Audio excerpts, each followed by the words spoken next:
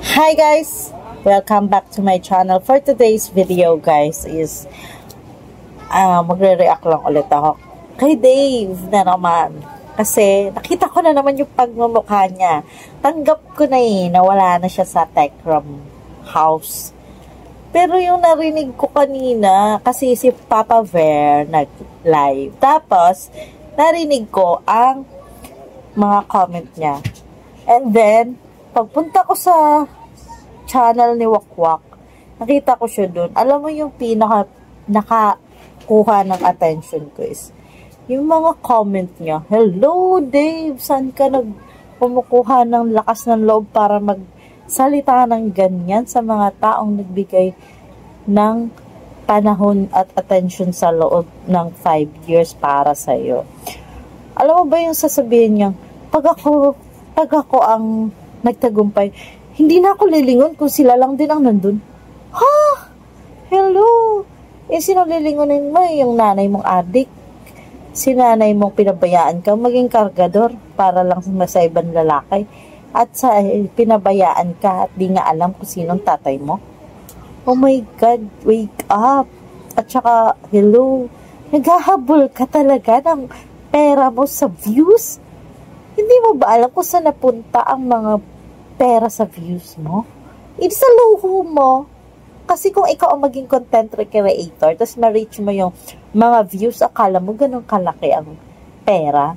Kung sumahod man yan ng 1M, yung mga gastos mo sa araw-araw at sa lahat ng luho mo, hindi mo ba nabilang yon? Ang nilamon mo sa loob ng 5 years na pag nakakita ka ng ano yun, sabi ni Tek Jun dati, yung crispy pata, isa yung buong buo. Kaya tignan mo yung katawan mo ngayon, pang crispy pata na din. Oh my goodness. Sana magising ka naman sa pinagkagagawa mo. Nakita ko kung gaano ka-ungrateful. Oh my goodness, sabihan mo ba naman na sinampal ka? Bakit ka nga ba sinampal? Yung totoong taong nagmamahal sa'yo ay masasaktan ka lang kapag may mali kang ginawa. Hindi ka naman sasampalin ng Techram team, no? Kung wala kang ginawa, ikaw ba naman minor de edad ang pinapanood mo pornography na. May anak pa namang babae si Techram. Tapos magaganon ka, nunood ka ng mga ganun. Oh my God. Nakakaloka yung mga mindset mo. Tapos, magsusubong ka kaagad kay Papa Francis mo. Hello? Sana doon ka na lang kung yun kaya ang nakakita sa'yo sa Divisoria, dadamputin ka. Baka sinipa-sipa ka pa nun. Kasi sasabihin na, doon ka, magnanakaw ka, madumi ka. Oh, in reality, ganun talaga. Pag nakakita ng tao sa Divisoria, ang iniisip lagi, mang-uumit or snatcher or magnanakaw, ano ng wallet, hit, ano matawag doon, dudukot. Oh, tapos, si pagmamalakit mo ngayon, ang pinakampihan ka ni Papa Francis mo, hello, kung hindi ka kilala ngayon, sino ka kaya para asikasuhin ng mga yan?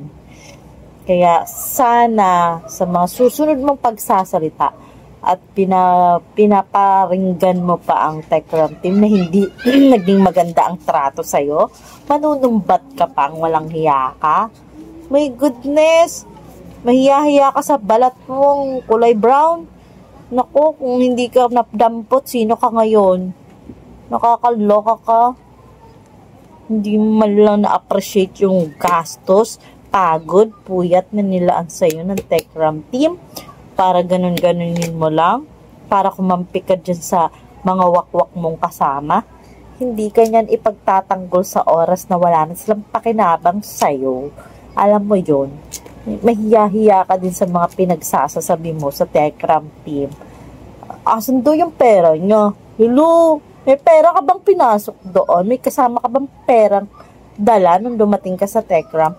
Kung ano man yung parent dumating sa Techram, dahil sa kanila yun, sa pag-effort nilang mag-vlog, mag-edit, at magpunta doon ng pamasahe. Sinagot mo ba yung pamasahe? Sinagot mo ba yung gasolina? Sinagot mo ba yung camera, yung load, yung pang-upload? Yung mga pang-Jollibee sa'yo? Sinagot mo ba? Para sumbatan mo sila kung saan na napunta ang kita ng YouTube mo. Natural, lahat ng ginastos sa'yo, yun na yung napala mo. Yung views na yun at kita nila sa pagbablog, ano na lang, yun na yung kapalit ng mga ginastos sa'yo. Wala kang karapatang maghanap. Hello? So guys, kung sino man ang nakakapanood pa ng mga videos ng mga wakwak na yan, wag na sana nating i-like at i-share at wag na rin i-view kasi nakakasira lang sila ng mood talaga. Nauubos yung pasensya ko sa Dave na Lordy Viel na yan na may sungay. Yun lang guys. See you in my next vlog. At eto pa nga pala guys, napansin ko na inayos yung mga gamit niya. Ang tiyaga talaga na Tekram para ayusin pa. Kung ako na rin, pinanghagis ko na yun sa bagay, marami pang makikinabang doon sa, may mga tag pa na padala.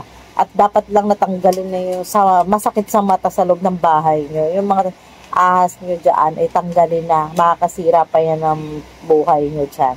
Tinanggal na lahat ng mga pictures, ng mga gamit nga. Siyempre, dapat lang pakinabangan niya ng mas deserving, di ba?